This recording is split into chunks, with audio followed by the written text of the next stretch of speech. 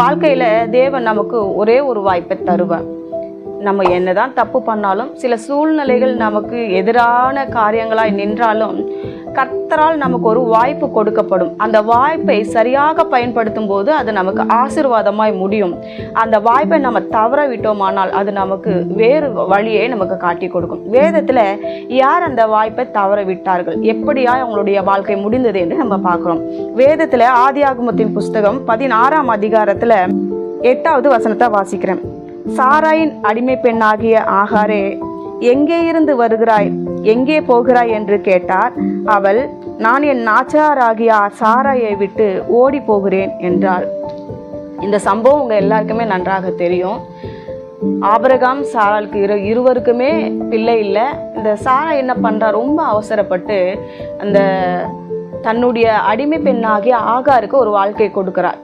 சரி, எனக்கு தான் குழந்தை பிறக்கல, இந்த அடிமை பெண் மூலமாகவாவது ஒரு சந்ததி உருவாகட்டும் என்று சாராயாய் பார்த்து தான் ஆகாருக்கு ஒரு நல்ல ஒரு வாழ்க்கையை கொடுக்குறாங்க. ஆனால் இந்த ஆகார் அதை பயன்படுத்தி கொள்ளுவதற்கு ஞானம் இல்லாதவளாய் இருக்கிறாள்.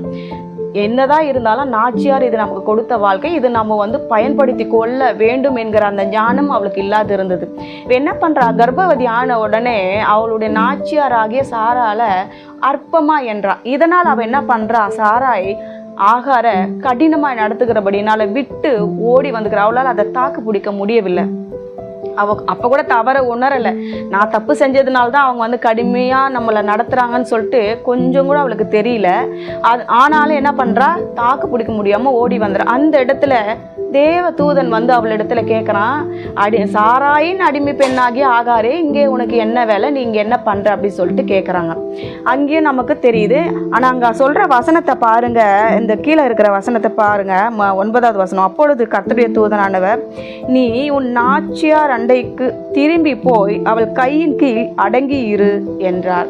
நீ போய் அவங்க கைக்கு கீழே அடங்கி இரு, அவங்க சொல்ற பேச்சை கேட்டு பொறுமையா எல்லா விதமும் சகித்து கொண்டு அடங்கி இருன்னு சொல்லி தேவதூதன் அனுப்புறார்.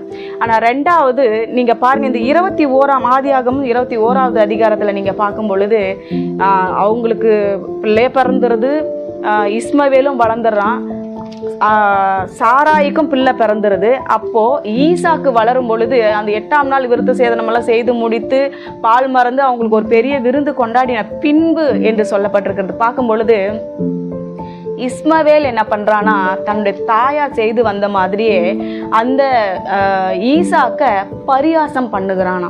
இதை பார்க்குறாங்க சாரா. எவ்வளவு நாள் தான் நம்ம பொறுத்து போறது? ஃபர்ஸ்ட் பார்த்தோம் ஆகார் நம்மளை அற்பமா எண்ணினா, இப்போ பார்க்குறோம் அவனுடைய